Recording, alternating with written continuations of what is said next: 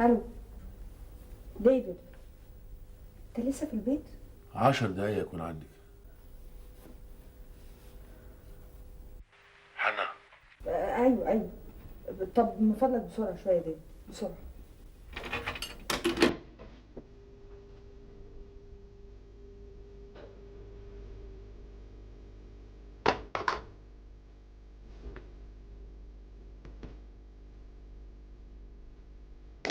انت عارف اللي اتمسك ده اتمسك ليه؟ يا سيد نديم انا لانه قاوح زيك ولا سمعش كلام. يعني ايه؟ يعني كان على علاقه بواحده اسرائيليه، ورغم تحذيرنا ليه الا انه ما سمعش الكلام. شكت في تصرف بسيط من تصرفاته وهي اللي بلغت عنه.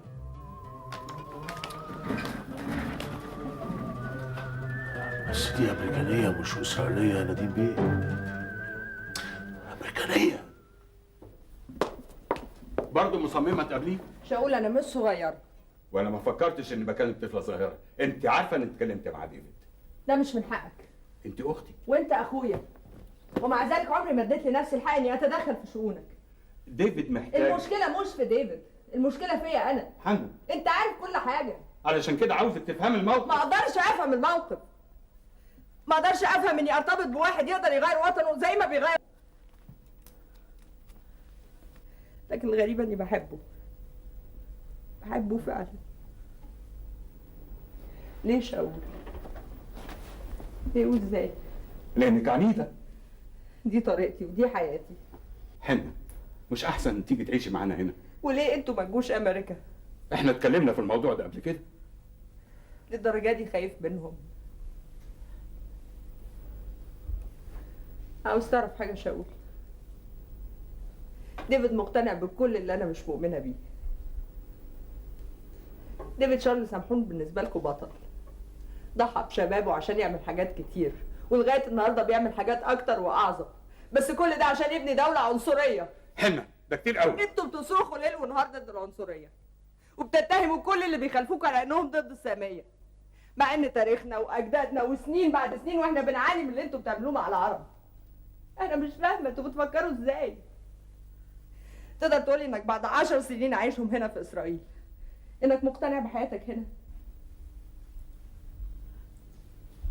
انا في لحظه سالت ديفيد عن مصر، لقيت الحنين جواه لسه موجود وعايش بس بيكابر.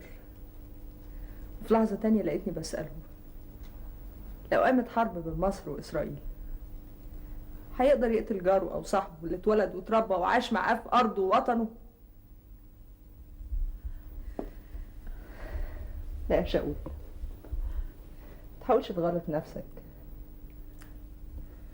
انا مقدرش ارتبط بواحد مختلف معايا بالشكل ده، مقدرش.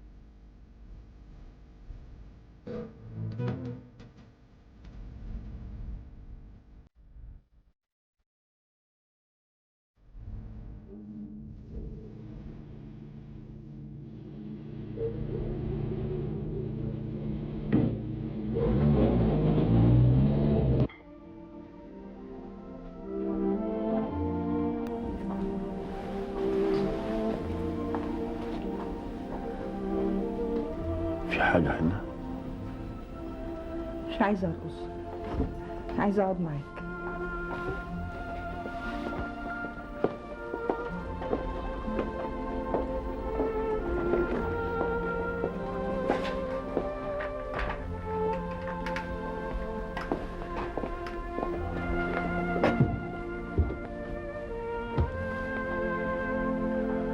دلوقتي بقى انا مستعد لايه؟ لكل اللي انت عاوزه تقوليه. مش معقول. قلت لك انا مستعد. انا قلت لك قبل كده ان انا مرتبطه؟ وانا ما سألتكيش عن حاجة. أنا بحبك، صدقني.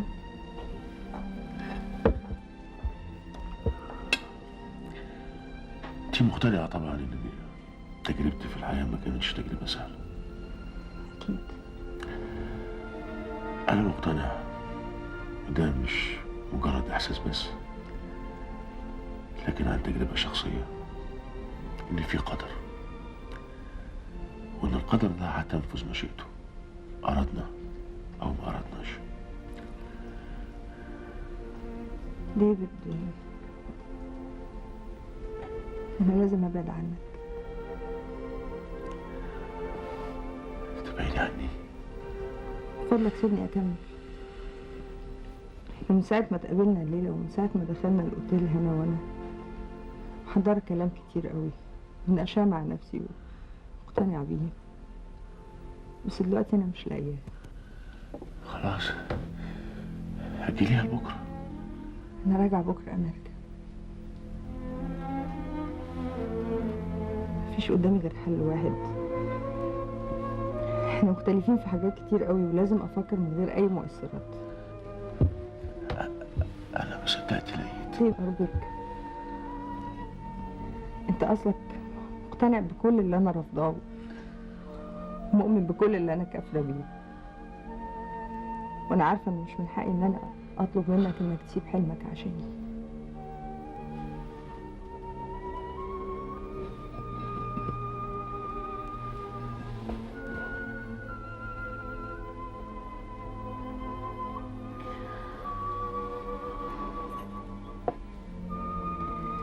لو ما رجعتش تاني أرجوك ما تكرهنيش.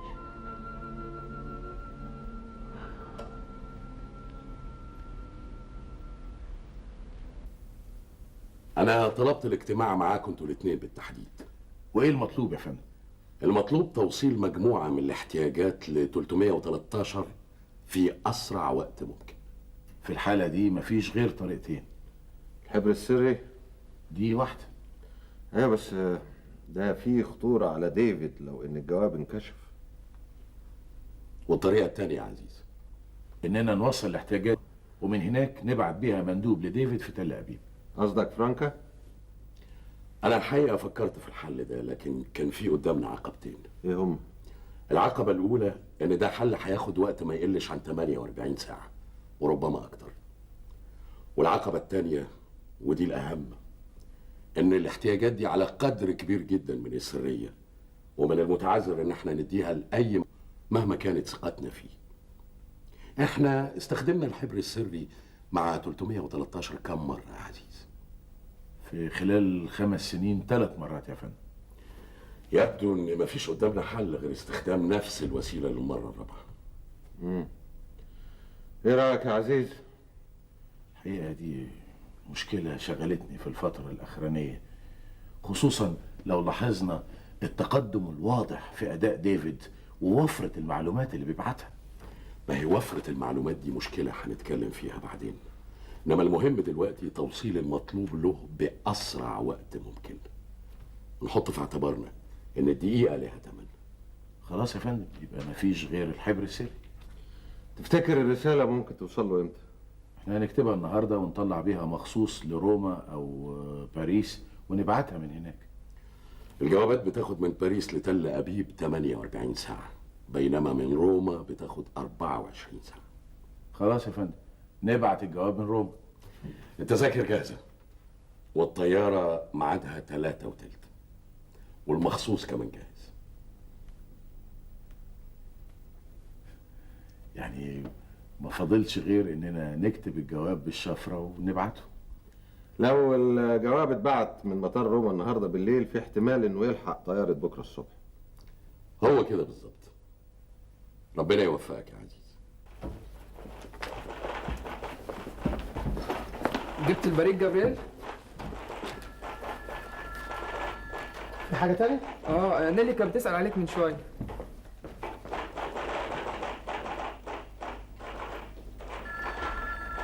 المادي تورز يساعدها ده جدا، انما الاسعار اديني فرصه ارجع شركتي واديك الخبر بعد يومين.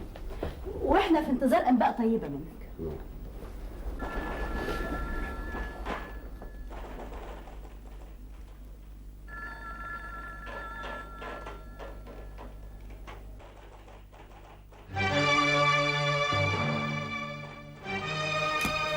هي دي كل جوابات؟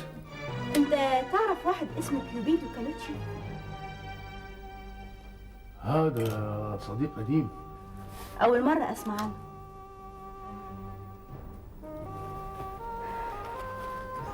يا وداد ما تنسيش ميعادنا بكره.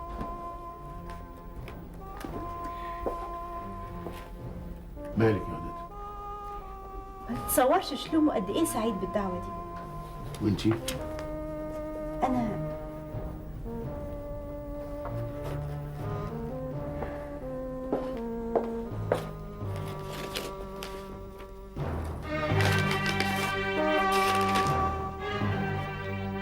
إله الحب عند الرومان اسمه ايه؟ كيوبيد. تمام. وتتنطق بالإيطالي ازاي؟ لا انا ما اعرفش طبعا تتنطق بالايطالي ازاي، انما متهيألي يعني انها ممكن تكون كيوبيدو. بالظبط كده، كيوبيدو كارلوتشي. الاسم ده ما يغيبش عن ذهنك أبدا. ليه؟ لأن لو جالك جواب باسم كيوبيدو كارلوتشي معنى ذلك إن الأسئلة اللي في الجواب ده لازم تجاوب عليها وبمنتهى السرعة.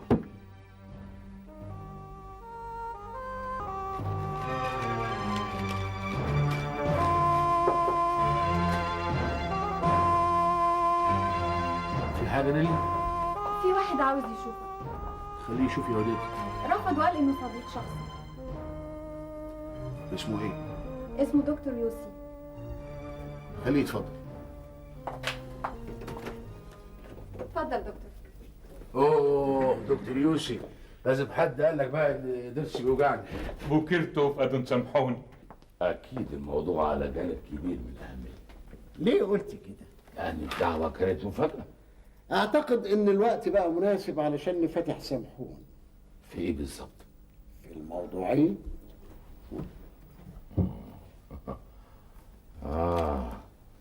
واضح ان انتوا بتتعاملوا دلوقتي مع الاصناف الفاخره. ده يتوقف على مدى الخدمات اللي احنا بنحصل عليها. طب وايه المطلوب مني؟ المطلوب ان سامحون يستعد لترشيح نفسه للكنيسة اذا كان الحزب لسه عند رأيه. وقبل كده لازم يعمل بيزنس مع هيلين ريشتر. يا سلام، بس كده يا دكتور؟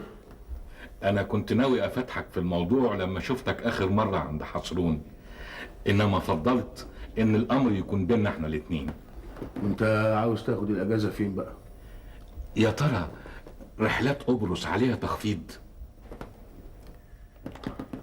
مدمزيل مردخاي،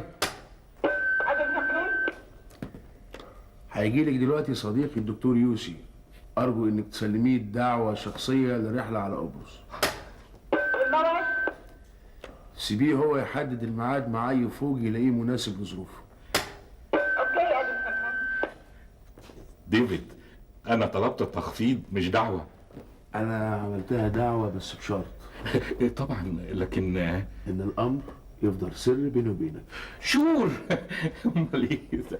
روبي قال لي انك بقيت دلوقتي بتقضي نص الوقت في مستشفيات جيش الدفاع.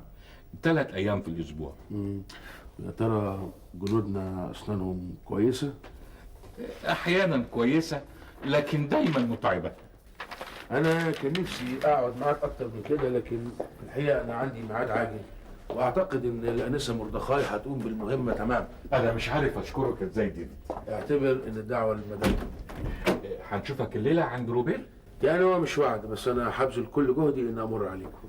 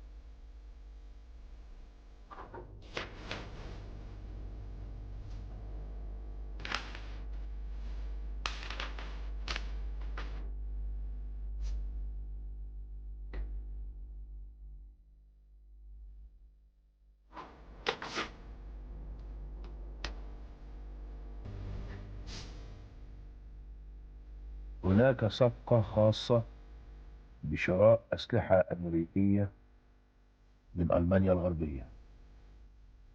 ما هي تفاصيل هذه الصفقة؟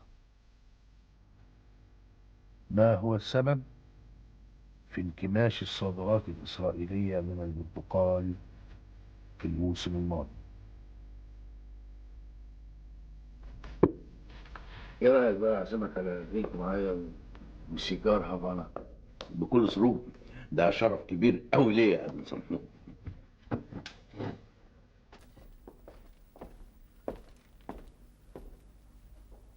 يهوديت كلمتني عنك كتير. انا بحبها يا ابن سمحون، بحبها جدا. ده دليل على ان ذوقك جميل جدا. ابن سمحون انا انت ايش؟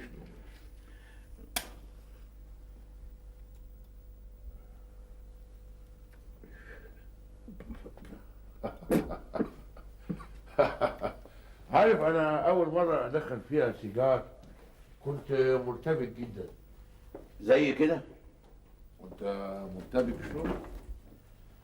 ابن سمحون انا عايز اتكلم معاك. وانا عاوز اسمع. انا عارف ان يهوديت بقى مركزها كبير قوي الايام دي، وانت عارف المجندين اللي زيي دخلهم بيبقى بسيط، خصوصا اذا كانت وظائفهم في الحياه المدنيه متواضعه. كلنا بدأنا بدايات متواضعة شلومو، كلنا. انا ويهوديت كنا بنشتغل مع بعض في شركه اوفرسيز للسياحه. كنا بنحب بعض بعنف.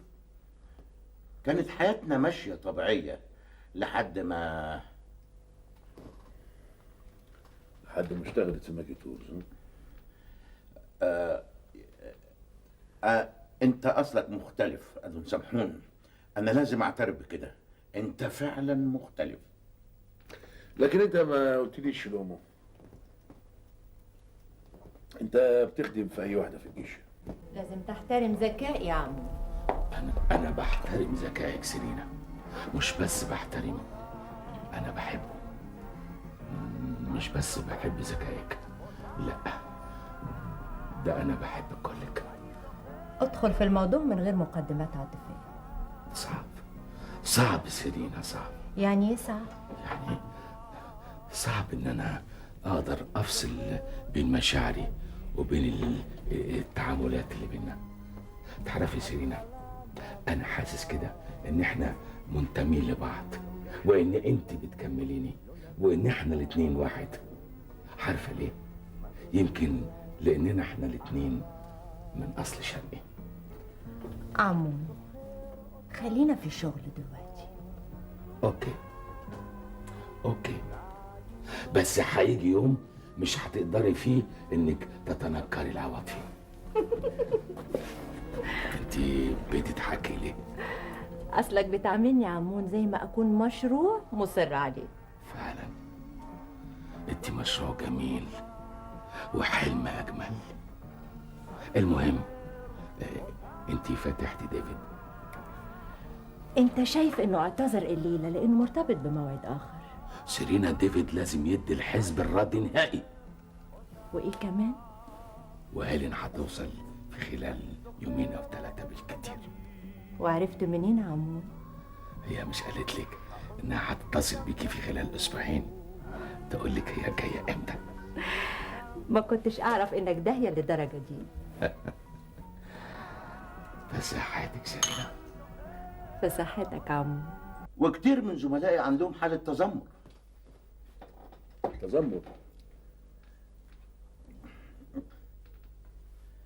ايوه، كل يوم اسلحه جديده وتدريبات جديده. على قد ما بتسمع من الاذاعه او تقرا في الجرايد من كلام المسؤولين وثقتهم الزايده، على قد احنا ما عندناش الثقه دي. انا ملاحظ انك بتهرب من مشكله. انا مش عارف اقول ايه. عندهم سامحون، انا بحب يهوديت جدا ولا يمكن اتصور ان انا اقدر اعيش من غيرها. انا مستعد اعمل اي حاجه في الدنيا عشان احتفظ بيها، لكن ازاي ما اعرفش. بانك تحسن مركزك الاجتماعي. تفتكر ممكن ادهم سامحون؟ لاحظ ان سر عصبيتك ان دخل يهوديت زاد عن دخلك، خصوصا بعد ما اشتغلت في نادي تورز. يمكن. ايوه. اهم خطوه في حل اي مشكله هو انك تواجه المشكله دي بوضوح شلون. هي دي الحقيقه. ادهم سامحون، تفتكر يهوديت بتحبني؟ انت اللي تقدر تقول ده شلون. ازاي؟ لاحظ حاجه مهمه جدا شلون. ايه هي؟ ايه هي الحاجه المهمه دي يا ادهم سامحون؟ من يوم ما فقدت ثقتك بنفسك شلومو، خليت يهوديت تفتقد شيء هام جدا في شخصيتك. ويوم ما تستعيد الثقة دي، يوم ما تستعيد يهوديت بالكامل. ازاي؟ هلا بعت الجواب. دي مجنونة. تصوري بتسأل عن ديفيد وبتقول انها هتقابله بعد سنة 2 10 بتقول انها هتقابل ديفيد جديد. ديفيد مفيش بينها وبينه مسافات ولا حواجز. ديفيد متمرد على العنصرية والعنصرية. فين الجواب؟ حرقته جان، حرقته. معقول احتفظ بجواب فيه كلام خطير بالشكل ده؟ حتى وهي بعيد عني آلاف الأميال مسببة لي قلق. مفيش قدامي غير حل واحد، هو اني ابعد عنك. احنا مختلفين في حاجات كتير ولازم افكر من غير اي مؤثرات. انت مقتنع بكل اللي انا رافضاه ومؤمن بكل اللي انا كافرة بيه. انا عارفة انه مش من حقي اطلب منك تسيب احلامك بعد ما حققتها.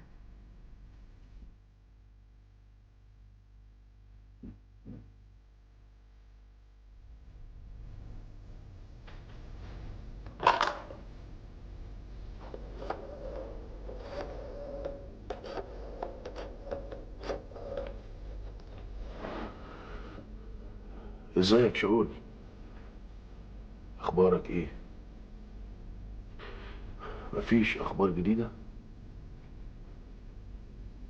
حنا ازيها؟ كتبت لكم؟ كتبت ديفيد. ايوه. بتقول انها هتتجوز.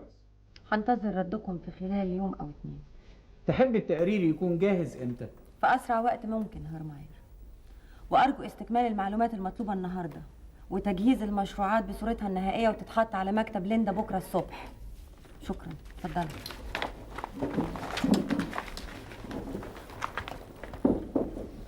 ايه بقى اللي بيحصل للموظفين ده؟ الموظفين بيقوموا بواجبهم على اكمل وجه. انت اللي عصبيه زياده عن اللزوم. مش عارفه انا عايزه ايه. مش عارفه. انا مندهشه من حالتك دي. لو كنت مكاني ما كنتيش قلتي كده ابدا. المشروعات اللي احنا جهزناها سهل تنفيذها في تل ابيب في الحدود اللي تسمح بيها امكانياته. ده غير ان في مشاريع تانية لو عرضتيها عليهم مجرد العرض بس هيحسوا انك بتتنازلي في شغلك معاهم، وده هيقوي مركزك وخصوصا لو في مفاوضات. مشكله فيا انا هتعامل مع مين هناك؟ ولا مشكله ولا حاجه يا حياتي، اول ما توصلي هناك هتعرفي. عندك حق. هطلب منك طلب. وهو اول يوم سفري لتل ابيب او تاني يوم ماكسيموم تبعتيلي تيلكس تطالبيني فيه بسرعه العوده. هيلي، انا نفسي اعرف ايه اللي بيدور في دماغك بالظبط. لما ارجع اقول لك. هيلي، ما تخافيش بقى عليا. وناويه تسافري امتى؟ خلال الايام اللي جايه. انت عندك فكرة عن المشروعات اللي هتقدمها؟ المهم دلوقتي المبدأ ديفيد. انت عندك استعداد؟ انا ما عنديش مانع طبعا، بس ده لو كان اللي في حقيبة اوراقها يناسبني. طب وليه انت ما تجهزش حقيبة اوراقك؟ قصدك ايه؟ احنا ادرى بالمشروعات اللي احنا محتاجينها. مالك ديفيد؟ طيب ما تختصر الطريق بقى وتقولوا لي انتوا عاوزين ايه بالظبط؟ ارجوك ما تفهمنيش غلط. انا ما اعتقدش ان انا فاهمك غلط سيرينا. لاحظ ان انا بعرض عليك ده لاسباب. طبعا بالتأكيد بالتأكيد.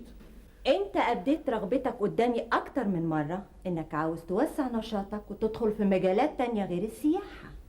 ده حقيقي، بس انت نسيتي حاجة مهمة جدا. ايه هي؟ يعني ان المسائل دي محتاجه لدراسه ووقت واختيار ومناقشه، والا ان الاخرين هينظروا لنا على اننا بنبتزهم.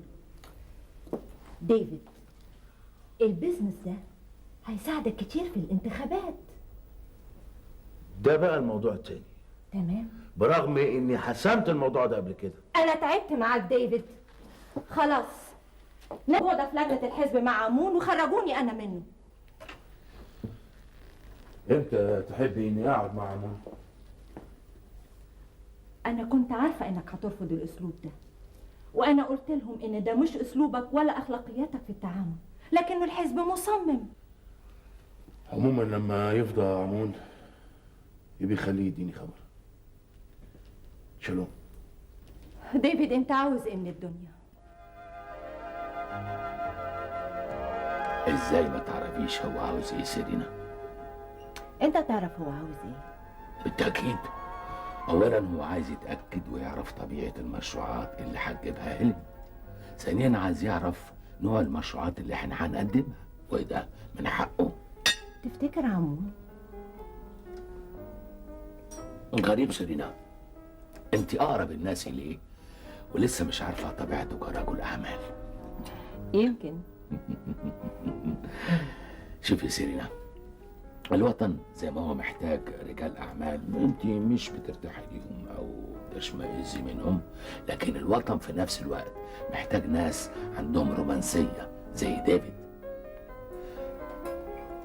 هيلين مش غبية، وإن كان دلوقتي معلوماتنا بتقول إنها متوترة وعصبية، لكن إحنا متأكدين إنها بعد ما تتعرف على ديفيد هتغير وجهة نظرها. معلوماتكم؟ انتوا مين عمو؟ ليه سيرينا مش عايزة تعرف إن إحنا كرجال أعمال لينا وسائلنا الخاصة اللي نعرف بيها المعلومات؟ عمو سيرينا ممكن تثق فيا لغاية ما يثبت العكس. أفلح إن صدق. شوفي سيرينا، المشروعات اللي هتجيبها هيلين أكيد فيها حاجات كويسة جدا، حاجات جيدة، لكن الوطن محتاج لمشروعات أخرى وبشكل ملح.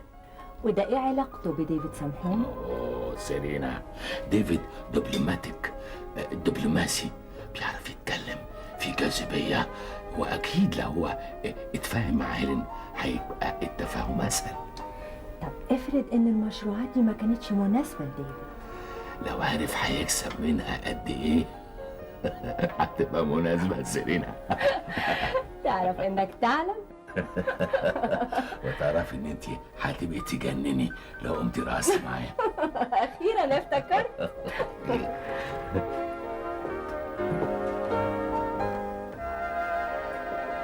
أنا أفضل إنك تتكلم أنت معاه في مسألة النسبة دي. بس ما تنسيش إن أنت سيرينا من أقرب الناس لي. أنا عاوزة علاقتي بديفيد تبقى بعيدة عن البيزنس. ما تتصورش حالتي كان شكلها إيه وأنا بتناقش معاه آخر مرة. عمون بلاش تفكيرك يروح لبعيد. إذا كنت شايف إنه هيلين ريشتر مش غبية وإنها فاهمة كل حاجة، فلازم تحط في اعتبارك إنه ديفيد سامحون شخصية مش عادية. أوه، للدرجة دي سيرينا؟ عمون بلاش تفكر بالطريقة اللي على كيفك. بس ما تنسيش انك هتبقي شاركتي في النسبة سيرينا. عشان كده انا عايزاك انت اللي تتفق معاه. اوكي، ما دام ده يريحك انت يا حبيبتي. اوكي.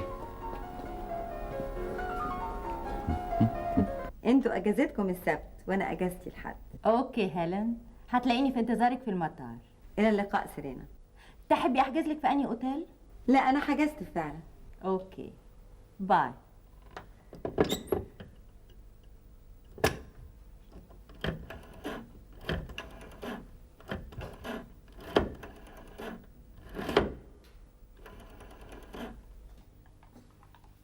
بين أهران. هيلين كلمتني دلوقتي. تحب تشرب قهوة عندي؟ اوكي، يا ريت. اوكي، وانا في انتظارك. شالوم. افهم من كده انك على استعداد انك تساعدنا نص الوقت. ده اذا كان يناسبك. خدت موافقه من جيش الدفاع يا شلومو؟ مين؟ لا ابدا ابدا. انا قلت ننتظر فتره كده لغايه ما الامور توضح بالنسبه لكم ادون سامحون. معنى كده اننا هنخالف القانون شلون؟ لا لا لا ابدا، لا لا، يعني انا بقول يعني اذا كان في عمل مش اساسي بحيث على العموم الانسه مردخايه المسؤوله عن الحاجات دي، وانا المفروض اني ما اتدخلش في شغلها. والمزيد مردخاي؟ ايوه يا ادون سامحون. لو سمحت لحظات. حالا يا ادون سامحون. ما هو لاحظ ان يهوديت هي المديره المسؤوله. وايه اللي يمنع اننا نبلغه دلوقتي يا عمو؟ ما انا قلت لك سيرينا، على الاقل لو عنده مشروعات يلحق يجهز نفسه. انت مش قلتي لي انه كان بيفكر في توسيع نشاطاته؟ ده حقيقي. معنى كده ان عنده افكار، واحنا مش محتاجين لاكتر من الافكار في الاجتماع الاولاني. عموما انت تعرفيه اكتر حبيبتي. يعني اطلبه عمول؟ وبالشكل ده يبقى تحيلنا على القانون، رغم ان المسؤوليه هتبقى على يهودات بصفتها المديره. موافقين؟ يهودات؟ اوكي اوكي ادون سامحون. شلومو؟ كل اللي تقوله مناسب ادون سامحون. عظيم. خلي نيلي اذا كان ممكن تشوف لي في اماكن بكره لروما ولا لا. انت مسافر؟ واذا لقيت اماكن خليها تبعت لي البقيه دي. هتغيب ادون سامحون؟ لازم نحسم المشاكل المعلقه اللي بيننا وبين ادرياتيكا قبل الموسم ما يبتدي. اوكي. ماجي تولز. ازيك يا هدات؟ بوكرتوف مدام اهاروني. يا ترى ديفيد موجود؟ حتى لو ما كانش موجود نوجده مدام اهاروني. ديفيد انت فين؟ انا مستني الاذن. مني ولا من حد تاني؟ اوه انت دايما كده ظلماني. على كل حال تقدر تشرب معايا قهوة دلوقتي. طيب اديني نص ساعة كمان. وأنا في انتظارك. شالوم.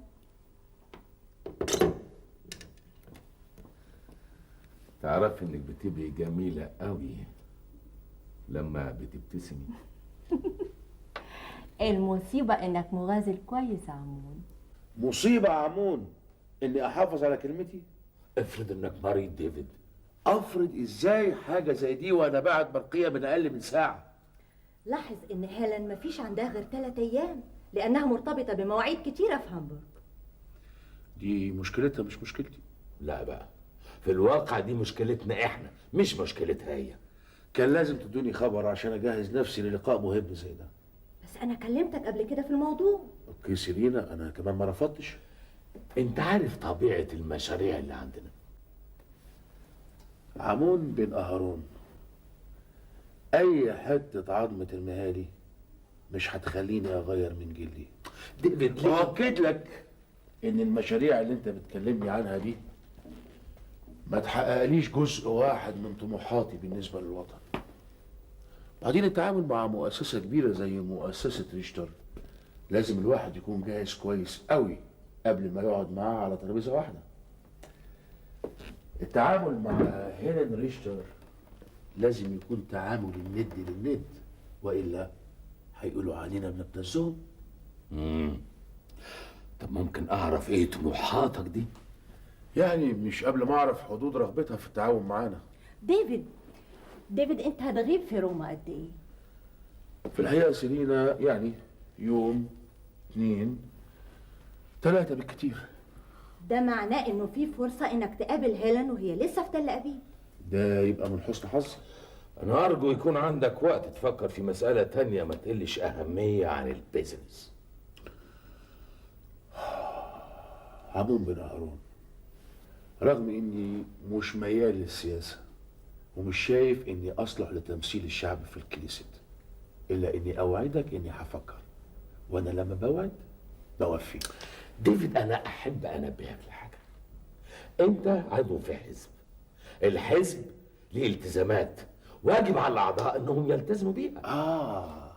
ده في حدود امكانيات كل عضو، الا بقى اذا كان الحزب ده عاوز يلعب الاعضاء زي المارونيت، العرايس يعني. انا عندي شغل لازم اخلصه قبل ما اسافر. شالوم. شالوم.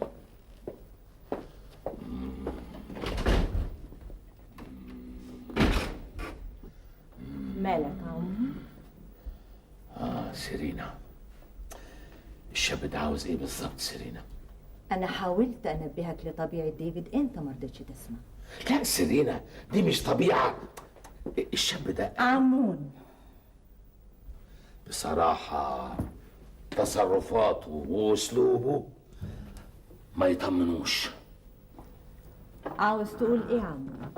عاوز اقول ان رفضه للترشيح للكنيست، رفضه التعامل مع هيلين رغم الارباح الكتيره اللي مستنياها، بتصير اسئله كتير قوي. ده كلام خطير عمون. انا قصده لازم اعرف السر. ودايما تسالني انا ليه ببعد عنك. انا مش عارفه ايه الغلط في اللي قاله سامحون. سيرينا، انا حاولت اقنع نفسي بموقفك عمون، حاولت رغم اني مش موافقه عليه، لكن اللي بتقوله ده يخوف. ارجوكي افهميني. انا مش قادره افهم ايه الغلط في ان سامحون عايز يبقى انسان محترم يرفض ان اي حد ياثر على رايه. مالك عصبيه كده ليه؟ لاني صدقتك عمون، ولاني كنت بدات احس انك ممكن تكون الانسان اللي ممكن اطمئن ليه واعيش معاه الكام سنه اللي فاضلين لي في التيه اللي احنا فيه ده. مفيش جديد في اللي قاله سامحون من اول مره فيها كلمته عن الكنيست.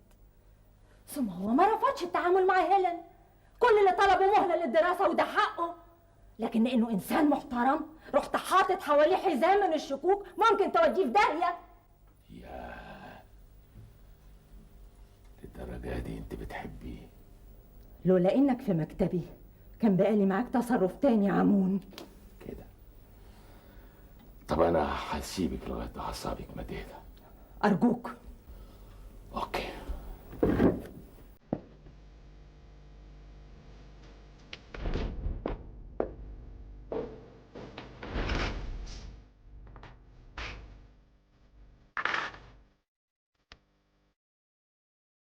قدرت تكون فكرة عن سبب اللقاء العاجل اللي طلبه 313 يعني؟ بصراحة يا فندم ما قدرتش احدد بالظبط، وان كان 313 ما يطلبش طلب زي ده الا اذا كان في سبب وجيه. محير في الامر انه بعت اجابات على كل الاسئله اللي طرحناها عليه وفي زمن قياسي. احتمال تكون في معلومات جديده. كان بعتها بالحبل السري زي ما عمل.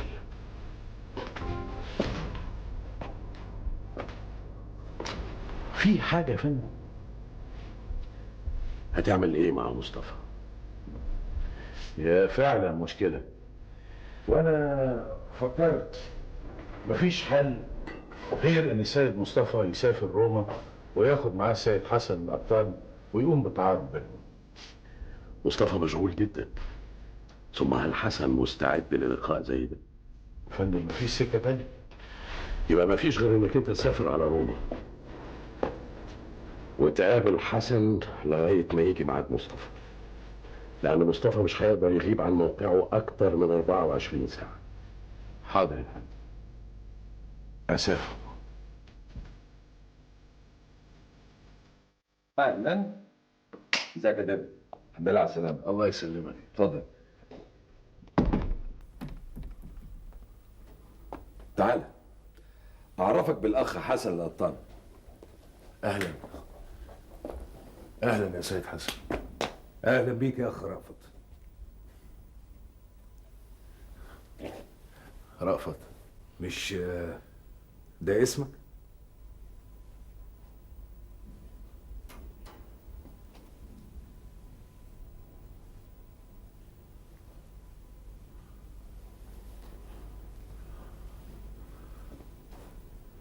اوعى تقول انك اتنقلت. ده امر طبيعي، محدش بيفضل في مكانه. طب ما تنقلوني انا كمان بلد تانية بقى.